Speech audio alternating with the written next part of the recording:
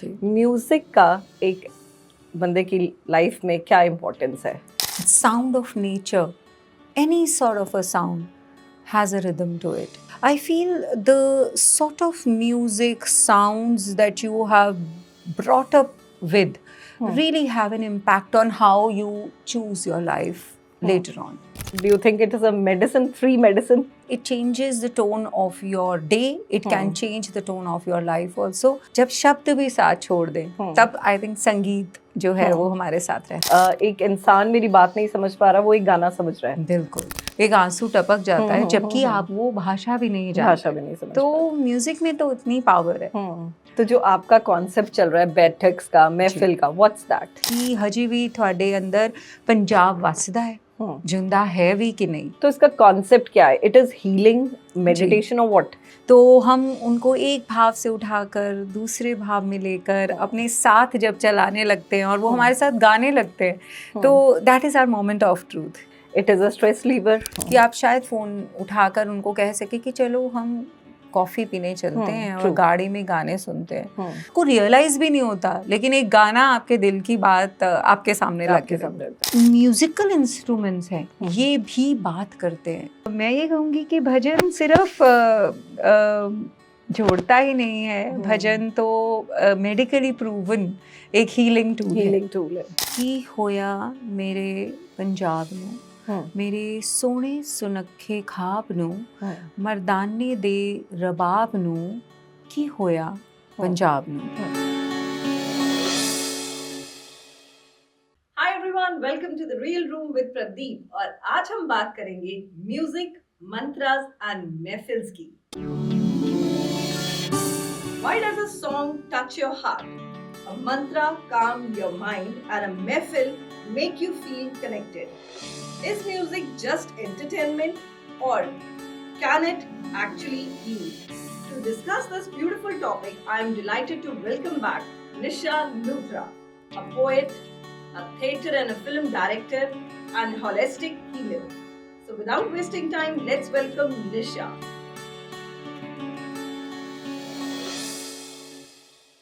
Nisha, welcome again to Women Who Inspire. Thank you so much, Pradeep. It is always a pleasure. Same here. Nisha, music जैसे आप लोगों ने बहुत सारे concept शुरू किए हुए हैं, म्यूजिक का एक बंदे की लाइफ में क्या इम्पोर्टेंस है? मुझे लगता है कि म्यूजिक या even sound of nature, any sort of a sound has a rhythm to it.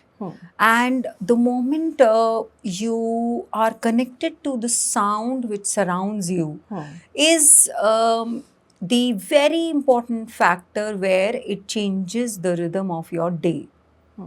So whatever you listen to in the morning, like छोटा सा एग्जाम्पल देती हूँ कि मैं बचपन से जब बड़ी हुई तो हमारे घर में ना पापा मम्मी की आदत थी कि सुबह सुबह गुरबानी शब्द उन्होंने चला देने।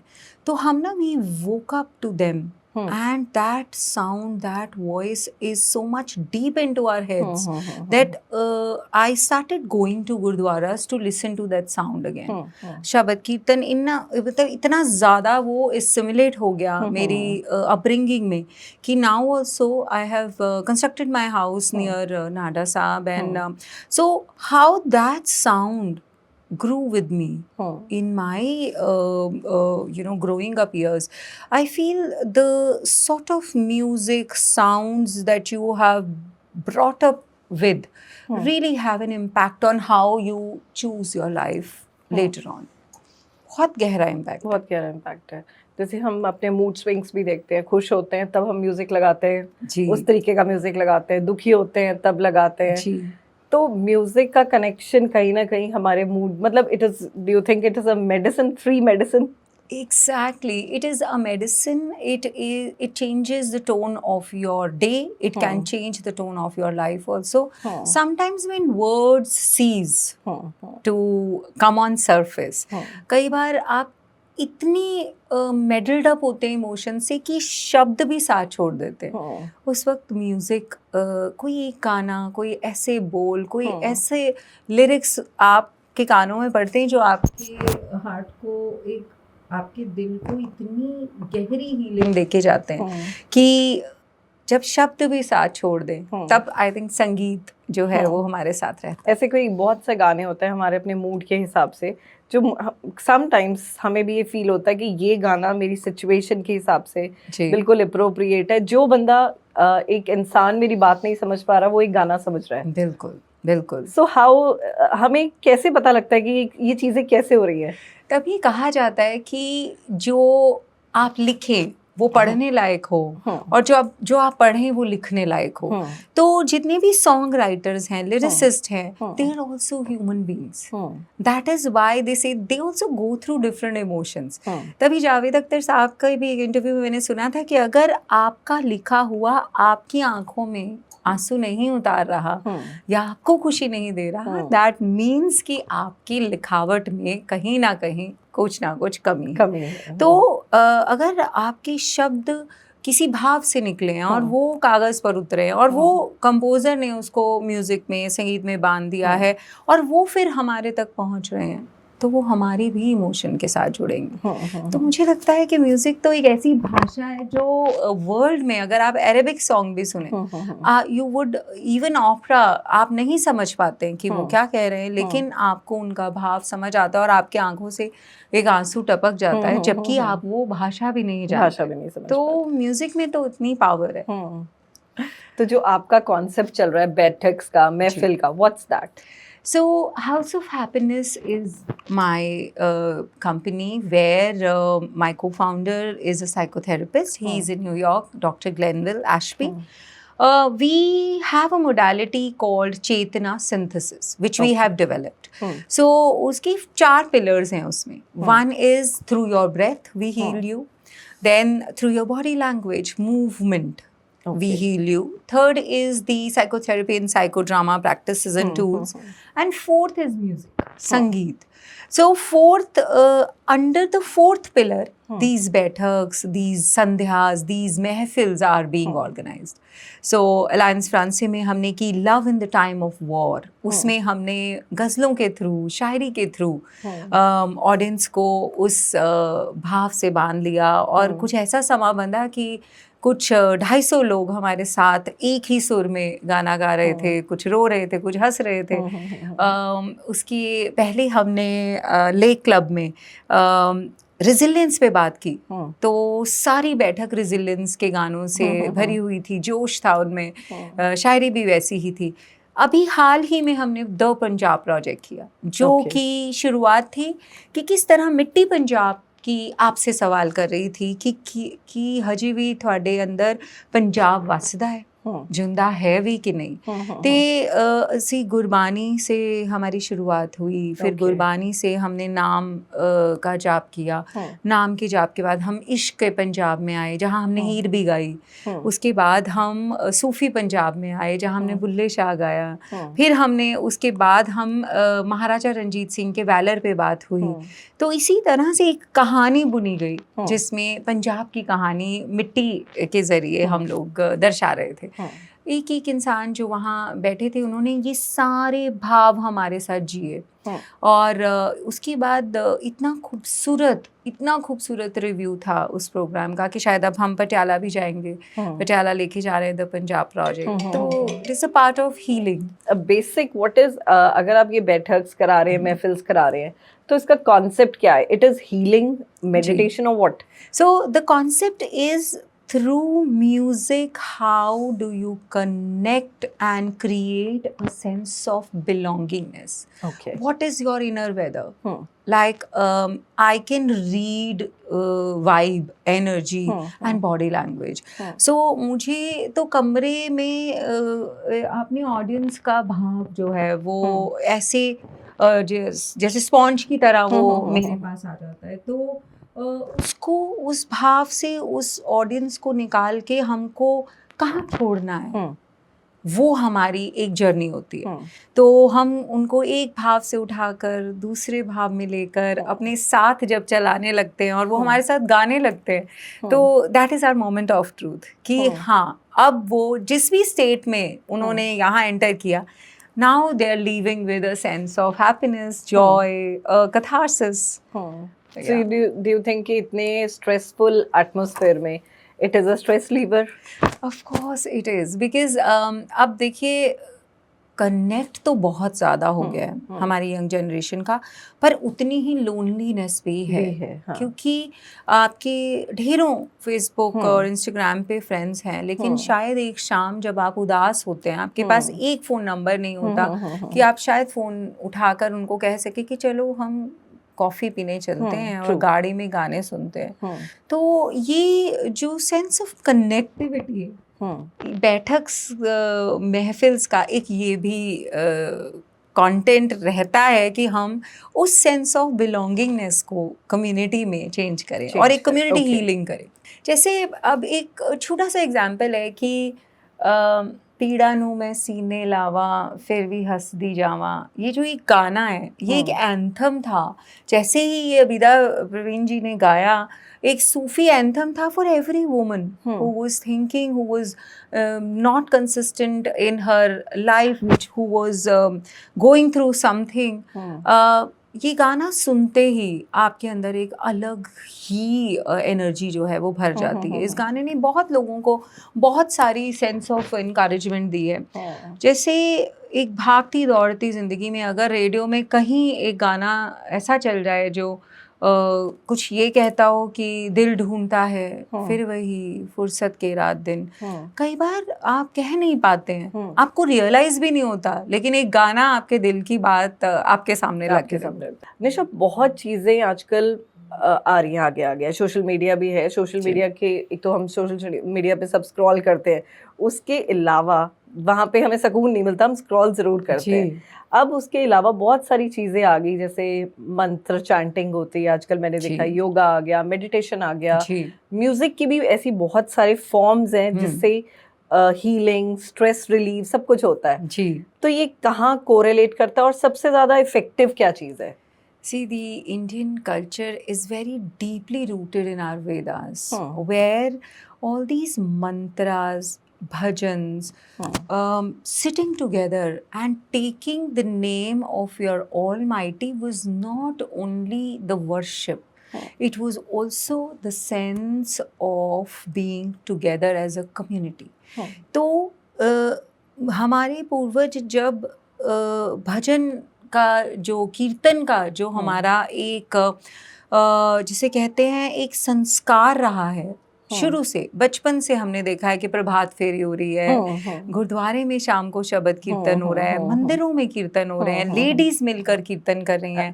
तो वो सिर्फ इसलिए नहीं कि हमें ऑलमाइटी का नाम जो है वो जपना है, वो इसलिए भी कि अगर मेरे अंदर मेरी लाइफ में कुछ दुख चल रहा है, मैं उस जगह पर आकर एक होप और एक जॉय अपने लिए और अपने साथ गाने वाले सारे उन सबके लिए हम सब एक कलेक्टिव प्रेयर करें। और जब वो प्रेयर म्यूजिक के साथ जुड़ जाती है, कैसे प्रभात फेरी में एक सिंपल ठड के साथ या एक तुम्बी के साथ या एक छोटा सा सारंगी जैसा एक वाद्य यंत्र के साथ आप कितनी वाइब्रेशंस जोड़ते हैं। तो ये जो म्यूजिकल इंस्ट्रूमेंट्स हैं ये भी बात करते हैं, इनके अंदर भी 7 सुर और 9 रस होते हैं। तो जब आपके साथ, आपके शब्दों के साथ, आपके लिरिक्स के साथ, आपके भाव के साथ जब ये सारे म्यूजिकल इंस्ट्रूमेंट्स जुड़ते हैं तो जो तरंगे, जो साउंड वेव्स पैदा होती हैं, those are healing waves. Like एक वेगस नर्व होती है जो म्यूजिक से बहुत शांत हो जाती है, पीसफुल हो जाती है। तो science and also our cultural heritage says that music means scientifically it is proved that music heals your body and mind. Yes. तो अब मैं आपसे 2 एग्जाम्पल शेयर करती हूँ। मेरी मदर को पार्किंसंस डिजीज थी। जब उनके लास्ट फ्यू डेज थे, मम्मी बात भी नहीं कर पाती थी, मतलब वो एक पूरा सेंटेंस नहीं बोल पाती थी। अगर उनको कुछ चाहिए होता था तो वो लिखने की कोशिश करती थी। तो एक दिन वैसे ही मैं उनके बाल बना रही थी और मैंने गाना भजन शुरू किया जो मैं और मम्मी बचपन से बहुत गाते थे। तो आज भी मुझे वो भजन याद है। उसकी 2 लाइनें मैंने गुनगुनाई थी, हे माधवा हे मधुसूदना, हे माधवा हे मधुसूदना, मन मोहना हे यदुनंदना। अभी मैं यदुनंदना पे पहुंची ही थी कि मम्मी ने उसके बाद का पूरा हाई स्वर उठाया और पूरा भजन मेरे साथ वो गा गई। मतलब मुझे ऐसा लगा कि जो इंसान बोल नहीं पा रहा है, इमीडिएटली वो उस संगीत से जुड़ गई। और उन्होंने जब पूरी लाइन गाई, मेरे एक आंसू यहाँ से एक आंसू यहाँ से, क्योंकि मुझे उनकी आवाज़ ही सुनने को नहीं मिली थी। तो संगीत में तो इतनी स्ट्रेंथ है। तो मैं ये कहूँगी कि भजन सिर्फ जोड़ता ही नहीं है, भजन तो मेडिकली प्रूवन एक हीलिंग टूल है। जी। मैं पंजाब पुलिस के साथ बहुत काम करती हूँ और हमारे जेल्स में शाम को रबाब बजवाया जाता है। रावण हत्था एक इंस्ट्रूमेंट है, वो शाम को बजवाया जाता है, सुबह बजवाया जाता है 2 घंटे, ताकि सारे इनमेट्स जितने हैं वो बैठ के सुने और उनकी एनर्जीज जो हैं वो काम डाउन हो। तो ये बहुत कुछ हो रहा है, बहुत हीलिंग होता है उनके लिए। अभी आजकल सूफी नाइट्स भी बहुत इन ट्रेंड है जी। और कई बार ऐसा पहले लगता था सूफी लोग सुनते नहीं है ज्यादा ज्यादा पेपी सॉन्ग सुनने की कोशिश करते हैं या क्लब्स में जाते हैं, बट आजकल क्लबिंग छोड़ के लोग सूफी नाइट्स पे आ गए। जी, क्योंकि जैसे मैंने कहा कि अवेलेबिलिटी बहुत ज्यादा है, पर consumption and output, resonance with that consumption is very low. कि आपने कोई गाना सुना, उस छोटी सी 59 मिनट्स सेकेंड्स की रील में, वो उसी वक्त जितनी जल्दी वो आपने कंज्यूम किया, उतनी जल्दी ही वो आपके जहन से निकल भी गया। तो जो स्पैन ऑफ अटेंशन है, ये जो सूफी नाइट्स है, इसमें हाई ऑन एनर्जी एक तो म्यूजिक है, हाई ऑन एनर्जी क्राउड है, जहाँ पर आप सब कुछ माइंडफुली वो भूल जाएंगे जो आप उस एरिना के बाहर छोड़कर आए।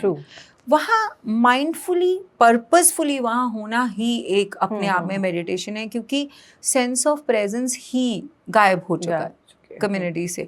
आप मेरे साथ तो बात करें, अगर मैं अभी फ़ोन निकाल लूँ और मैं रील्स स्क्रॉल करना शुरू कर दूँ, तो शायद आपकी आधी बात मेरे जहन में रहे और मैं यहाँ 50% ही रह पाऊँ। तो इस तरह की जो नाइट्स हैं वो आपको उस समय उतना जीना सिखाती हैं कि आप यहाँ हैं तो अब यहीं रहिए। इसीलिए वो अच्छी भी लगती हैं, क्योंकि आप सब भूल गए, आप अपने ऑफिस का स्ट्रेस भूल गए, आप अपने रिश्तों की वो भूल गए, आप बस वहाँ हैं, आप गा रहे हैं, नाच रहे हैं, म्यूजिक एंजॉय कर रहे हैं, and that is what is so comforting.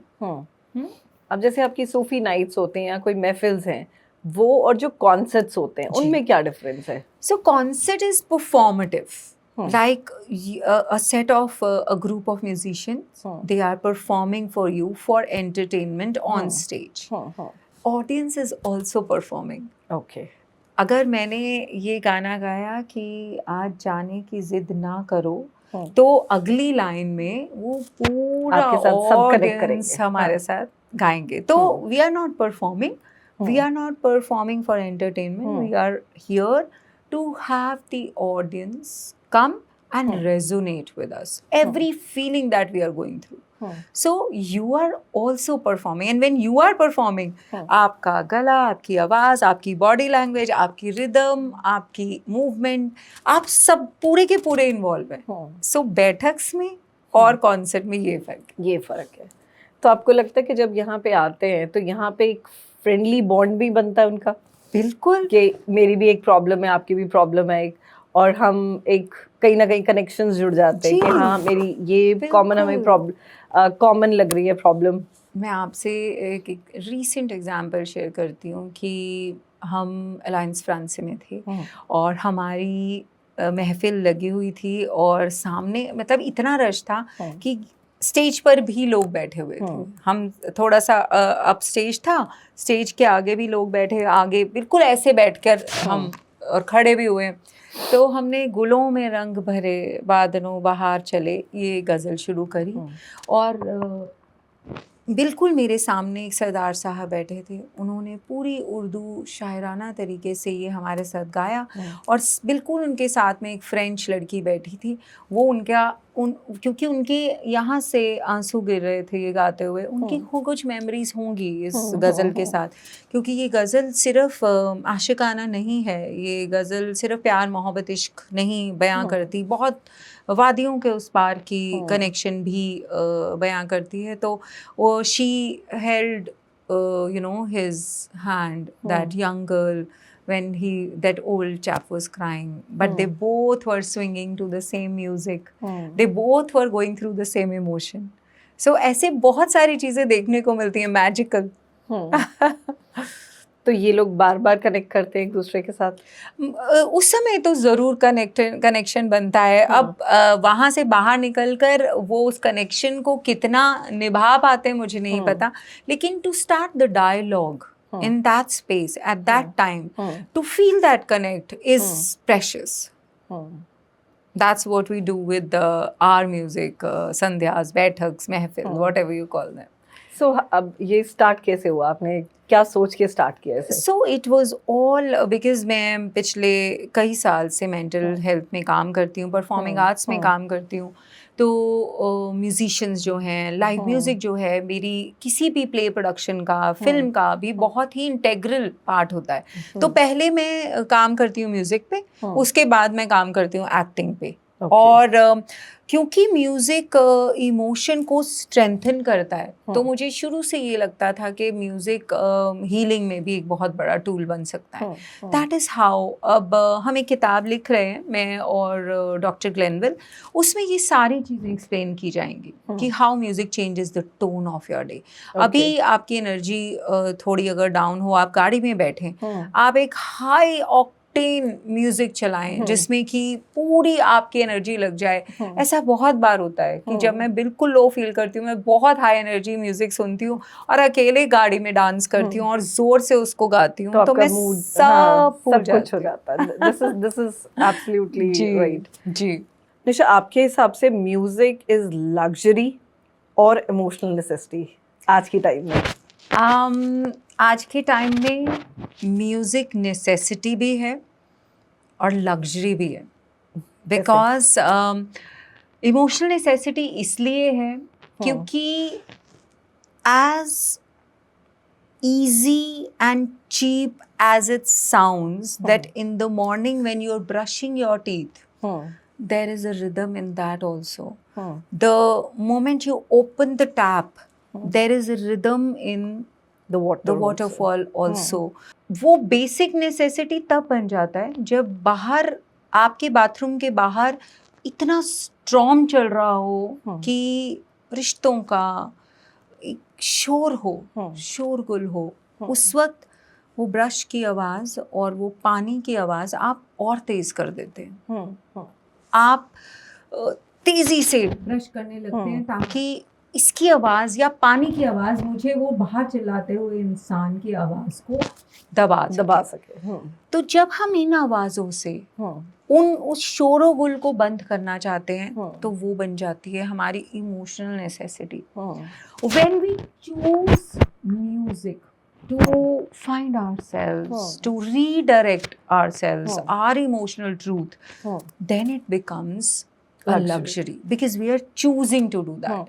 So कई बार क्यों हमें ऐसा लगता है कि जब हम नेचर के पास होते हैं, आप अगर एक बहुत बड़ी स्प्रॉलिंग नेचुरल जंगल में बैठे हैं, एक हवा चल रही है और वहाँ पर चिड़िया और कोयल की आवाज़ें हैं और यहाँ से पानी कल आता जा रहा है, तो वो जो नेचर की साउंड्स हैं वो आपकी इमोशनल नेसेसिटी बन जाती है। वहीं आपके दोस्त लोग, 4 लोग मिलकर एक म्यूजिक सिस्टम ले आते हैं, वहाँ पर स्पीकर आ जाता है, वहाँ पर आपकी पसंद का म्यूजिक चलने लगता है, that becomes a luxury which you have in the lap of nature. So how do you choose to have rhythm in your life? How do you choose to introduce these natural sounds? और कितनी mindfully आप इन sounds से resonate कर रहे हैं on everyday basis, that changes the role of music in your life. It can be a emotional necessity also and can become a luxury also. निशा, बहुत लोग होते हैं जो बहुत ओवरथिंक करते हैं, मेरे जैसे भी होंगे जो बहुत ओवरथिंक भी करते हैं चीज़ों को। उसके लिए हम मेडिटेशन बोलेंगे कि चैंटिंग? आजकल बहुत चीज़ें चल रही है जी, ठीक है, और लोग कंफ्यूज्ड है कि हमें चैंटिंग में जाना चाहिए। कोई कह देता है, जैसे कोई सलाह देता है मेडिटेशन करो, कोई कहता है आप मंत्रास को चैंट करो, कोई म्यूजिक की तरफ आ जाता है। तो वो बेचारे कहाँ जाएं? व्हाट इज उनके लिए वो चीज़ कहाँ मैटर करेगी? मेडिटेशन उनको हेल्प करेगी या ऐसी चैंटिंग, या जैसे हम बोलते हैं, आप जैसे बोला शब्द सुनते हैं तो यहाँ कोई हम मंत्र सुनते हैं तो हमारे जैसे आजकल बोला ओम वाला चलता है ना, तो उससे काफी काम डाउन हो जाता है और लोग उस चीज को बिलीव भी करते हैं। तो कहाँ पे चीज, किस चीज के it is a different among everybody? तो मेडिटेशन इनर चैटर को शांत करने के लिए एक टूल है। और जब आप मेडिटेशन, और इसकी आयरनी ये है कि जब आप मेडिटेशन करने एक कमरे में बैठते हैं और अपनी आंखें बंद करते हैं तो जितना शोर आपके अंदर आपके थॉट्स का रहता है वो इतना बड़ा हो जाता है कि वो मेडिटेशन हो ही नहीं पाती, क्योंकि मंकी माइंड है अंदर। जितना आप उसको कंट्रोल करने की कोशिश करते हैं वो उतना उछलता है, उतना हर जगह भागता है, उतनी ओवर थिंकिंग होती है। चैंटिंग और मंत्रा रेसिटेशन में क्या होता है कि जब आप अपनी वोकल कॉर्ड्स, अपनी ब्रेथ, अपनी बॉडी को एक रेसिटेशन में इन्वॉल्व कर रहे हैं, तो ये आपका इनर जो चार्टर है ये इसका अस्तित्व खत्म हो जाता है। क्योंकि आप अपनी आवाज़ से अपनी थॉट प्रोसेस को बिल्कुल मिनिमलाइज कर देते हैं। So meditation is the second phase for me, ठीक है। Chanting is the first.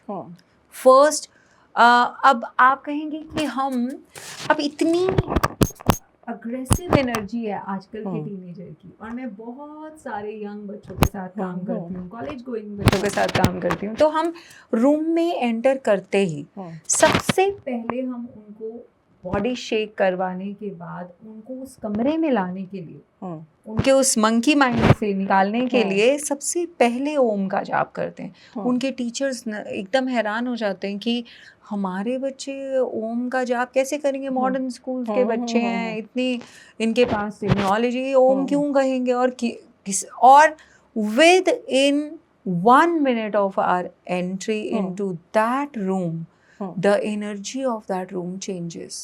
And that changes because हर बच्चा अपनी ब्रेथ के साथ इनहेल एंड एक्सेल में ओम का जाप कर रहा है। It changes the entire energy. It creates a kind of silence which they have created with their own self. तो मुझे लगता है कि meditation is the second phase, but chanting is the first. So do you recommend some particular mantras or chants also? So we are very soon coming. It's a very good question. We are very soon coming up with a mantra sandhya. Okay. Where we are starting from the mantra jap of Om. We are going into the genre of divine feminine mantras for the female energy. Then we are going to the rasa, which is by Krishna and Radha. Okay. So we are going to that mantra, which is a little in Shringar and little easy on your senses. And then we are going to Hanuman Chalisa for the Veeras, for the valor, for the courage. And all of that is customized to the need of the emotion that a human being wants to feel at a particular time. कई बार हम बहुत weak feel करते हैं, क्यों हम अपने बच्चों से कहते हैं कि बेटा हनुमान चालीसा पढ़ो तो रात को भूत प्रेत तुम्हारे को गलत जो सबकॉन्शियस में ख्याल आते वो नहीं आएंगे। क्यों? क्योंकि हनुमान चालीसा आपके अंदर वो करेज भर देती है, स्ट्रेंथ दे देती है। डिवाइन फेमिनिन, अब क्यों दुर्गा का कोई भी भजन हम लोगों को अंदर तक हिला देता है, अंदर तक आपके अंदर एक फीमेल एनर्जी जो है वो जागृत करती है। तो ये जो मंत्र संध्या है, इसमें हम डिफरेंट जॉनरास के मंत्र से आपकी एक पर्टिकुलर डे की वीकनेस को, एक इमोशन को केटर करेंगे। Very soon it is going. We are curating it right now. Okay. Very soon it is going to be happening in Chandigarh.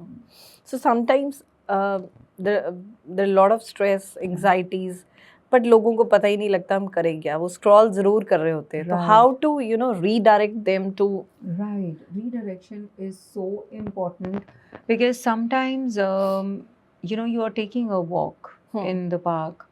You're thinking about something which is going to happen maybe with your daughter, your children after a year or so. She needs to go to a college. She will go, how will she manage? Would she get into substance, drugs, bad company? What will happen? आप उस समय वो सब words सोच लेते हैं जो कि एक साल बाद की बात है। तो जब ऐसी ओवर थिंकिंग आपके दिमाग पे हावी हो जाती है, तो मैं क्या करती हूँ personally, just a small tip, कि I start seeing how and where my breath in my body is at that point of time. वो तेज चल रही है तो मैं उसकी रिदम थोड़ी कम करने की कोशिश करती हूँ। अगर वो धीरे चल रही है, मेरे सांस ही नहीं आ रहा, ये सब सोच के, तो मैं कोशिश करती हूँ मैं इनहेल अच्छे से करूँ और डीपली इनहेल करूँ। जैसे ही सांस की रिदम आपके हाथ में आई, उसके बाद मैं उस सांस की रिदम को अपने हाथों की चुटकियों से एक रिदम बनाने की कोशिश करती हूँ। अगर मेरी सांस तेज है तो मैं तेज बजाऊंगी, अगर मेरी सांस स्लो है तो मैं तेज, और उसी हिसाब से I start taking my steps. तो ऑल ऑफ अ सडन वो ख्याल मेरे दिमाग से चले गए, क्योंकि I am so busy in making this music with my own feet and my own hand, and जो आसपास का जितना भी वर्ल्ड था वो भी सीज कर गया, क्योंकि मैं देख ही नहीं पा रही किसी और को, क्योंकि मैं इतनी बिजी हूँ अपनी ही रिदम में। तो ये एक बहुत क्विक फिक्स है, distraction of mind. This is a very मतलब एक शॉर्टेस्ट पॉसिबल टिप है to come out of the over thinking.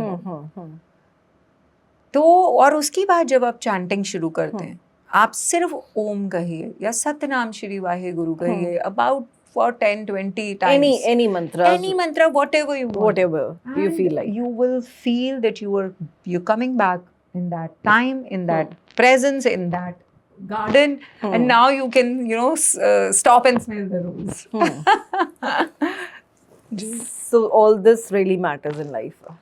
मुझे ऐसा लग रहा था कि एक ऐसा स्टेज क्रिएट करना चाहिए जहाँ पर हमारे यूथ से, हमारे पंजाब की यूथ से बात हो सके कि क्यों इतना अग्रेशन और इतना वायलेंस हमारे गानों में चल रहा है, क्यों इतना सब्सटेंस यूज़ है, इतना ड्रग अब्यूज़ हो रहा है, क्यों हमारे बच्चों की एनर्जी पंजाब में जहाँ इतना अबंडेंस प्रॉस्पेरिटी की बातें की जाती थी, क्यों हम लोग रीडायरेक्ट इन चीज़ों की तरफ हो रहे हैं। तो मिट्टी पंजाब की हमने एक नैरेटिव बुना जिसमें 9 डिफरेंट पीसेस ऑफ एक्ट्स थे, जो कि मेरे साथ मैं नरेशन पे थी और मेरे साथ कुछ 9-10 म्यूजिशियंस और थे, जिसमें सिंगर्स भी थे, म्यूजिशियंस भी थे, और हमने कम से कम 300, 350, 400 लोगों को सबसे पहले सतनाम श्री वाहे गुरु के चैंटिंग से जोड़ा।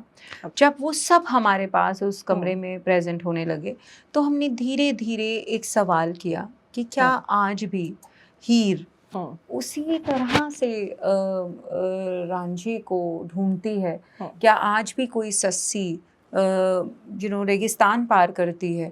तो ऐसे कुछ सवाल हमने किए, और उसके बाद उसी जॉनरा से मिलते हुए, जैसे हमने हीर भी गाई, जैसे हमने सुरेंद्र कौर जी के कुछ गाने गाए, अपनी हेरिटेज से कुछ निकाल कर हमने गाया।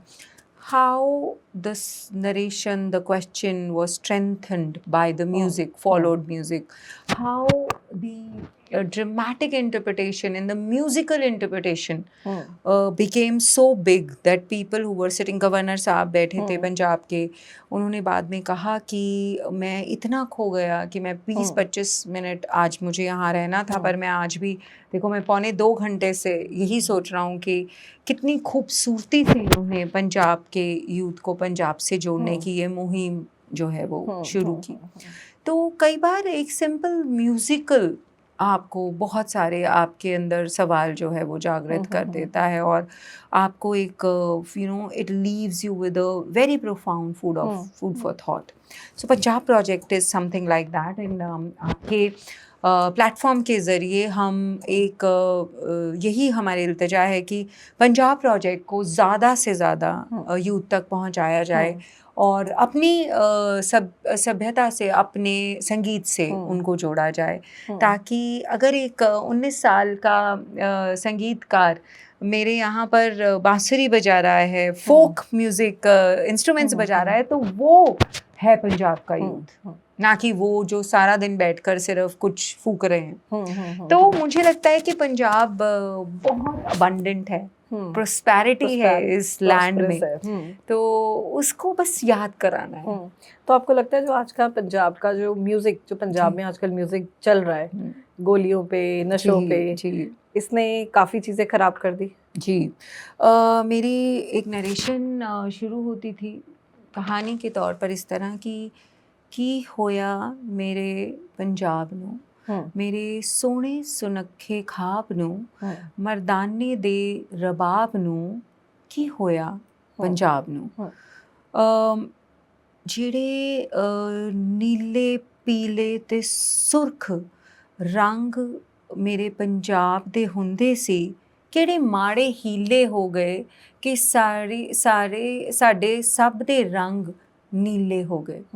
ਕਿ ਕਿਸ ਤਰ੍ਹਾਂ ਪੰਜਾਬ 'ਚ ਪੰਜਾਬ ਨੂੰ ਜਾਣਿਆ ਜਾਂਦਾ ਸੀ ਵੈਲਰ ਲਈ, ਵੀਰ ਰਸ ਲਈ, ਸ਼ਿੰਗਾਰ ਰਸ ਲਈ ਤੇ ਸਰਵਿਸ ਲਈ। how Punjab has become the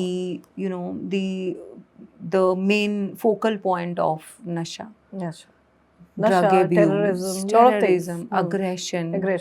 तो साडा म्यूजिक ਇਹ ਸੀ ਹੀ ਨਹੀਂ ਜਿਹੜਾ ਅੱਜ ਕੱਲ ਯੂਥ ਨੂੰ ਫੀਡ ਕੀਤਾ ਜਾ ਰਿਹਾ ਹੈ। तो ਇਹ ਗੱਲ ਹੈ ਕਿ ਪੰਜਾਬ ਪ੍ਰੋਜੈਕਟ ਦੇ ਥਰੂ ਅਸੀਂ ਇਹ ਗੱਲ ਰੱਖੀ ਹੈ ਤੇ ਬੜੇ ਪਿਆਰ ਨਾਲ ਰੱਖੀ ਹੈ, ਬੜੀ ਮਿਊਜ਼ਿਕਲੀ ਰੱਖੀ ਹੈ। ਸੇ I feel that every youth will connect with it। So any message for the youngsters और ਜਿਹੜੇ stress, anxiety, loneliness ਜੀ ਲੈ ਕੇ ਜਾ ਰਹੇ ਹੈ? ਮੈਸੇਜ ਮੈਂ ਕੀ ਹੀ ਦੇ ਸਕਦੀ ਹਾਂ। ਮੈਂ ਤਾਂ ਖੁਦ I'm just trying to put my bit into the universe, but ਮੈਂ ਇਹੀ ਕਵਾਂਗੀ ਕਿ ਹਰ ਭਾਵ ਲਈ every emotion has a song attached to it. You just need to find your rhythm on that particular day. ਜੇ if your rhythm is slow that particular day, you have a kind of a rhythm set to your own body, your own breath, your own kriya, that it changes and redirects your whole day for that particular time। So ये सब कुछ आपके हाथ में है, ये सब कुछ आपके कंट्रोल में है। आपको देखना है कि मुझे चूज क्या करना है। All about the choice that you make in that particular situation। इतना ही मैसेज है, क्योंकि जो शक्ति संगीत में है वो शायद संवाद में नहीं है। तो संगीत की शक्ति को और एक्सप्लोर करिए और रिसर्च करिए, अपने आप को रीडायरेक्ट करिए, उसमें बहुत पावर है। निशा, कई बार हम एक दूसरे से बात करके भी, हम जैसे अगर हम कोई एज अ साइकोलॉजिस्ट हम देखा जाए तो हम कहते हैं हमने एक दूसरे से बात करके अपनी इश्यूज, अपने स्ट्रेस, एंजाइटी, लोनलीनेस खत्म की।